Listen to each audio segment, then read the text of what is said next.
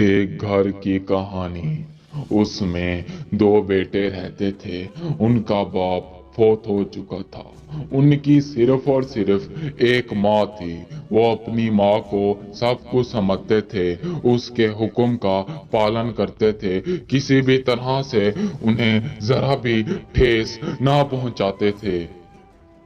उसके दोनों बेटे जवान हो चुके थे, शादी लायक हो चुके थे। तब उनकी माँ ने एक फैसला किया, उन्हें बताए बगैर एक लड़की उनके लिए देखी, जिसमें उन दोनों को कहा कि तुम दोनों में से किसी एक ने इसे पसंद करना और इससे शादी करना है। और अगर इस लड़की ने तुम दोनों में से किसी एक को पसंद किया तो ये उससे शादी करेगी। वो दोनों अपनी माँ के हुक्म को सर आंखों पे रखे घर में ठहरे सोच रहे थे। वो लड़की कभी कहाँ जाती कभी कहाँ जाती, उन्हें देख रही थी, वो उसे देख रहे थे, मगर कोई भी फैसला नहीं कर पा रहा था कि कौन इसे अपनी दुल्हन बनाए।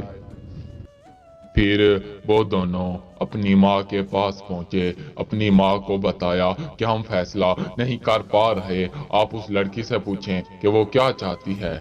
उनकी माँ ने जब उस लड़की से सवाल किया तो वो लड़की चुप करके ठहरी हुई थी कि जैसा आपको ठीक लगे। तो उनकी माँ ने अपने बड़े बेटे के लिए उसे पसंद किया।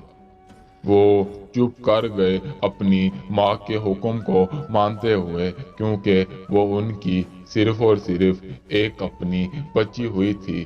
उनका खानदान में से नाता टूट चुका था, कोई भी उनका अपना नहीं था। धीरे धीरे वक्त गुजरता चला गया, उनकी आपस में शादी हो गई। उसके बाद उस लड़की ने अपना जलवा दिखाना शुरू कर दिया। घर में हर आए दिन फसाद हो जाता, उसकी वजह से झूठ मूठ की बातें बनाकर माँ और बेटे को आपस में लड़ाती थी। उसकी माँ ने घर छोड़ने का फैसला किया, मगर उसके बेटे ने ऐसा करने से इनकार कर दिया कि मेरे जीते जी मैं ऐसा नहीं होने दूंगा।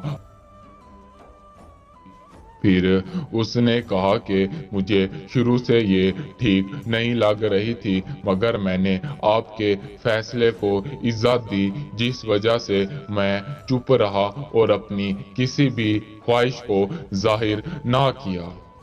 फिर की माँ ने कहा कि मेरा बेटा मुझे माफ करना, जिंदगी में पहली बार इंसान पहचानने में मुझसे गलती हुई। खुदा आप जैसी औलाद सबको दे जो माँ के हुक्म को इतना अजीम समझती है और अपनी जिंदगी को मेरे हुक्म के लिए निछावर कर दिया।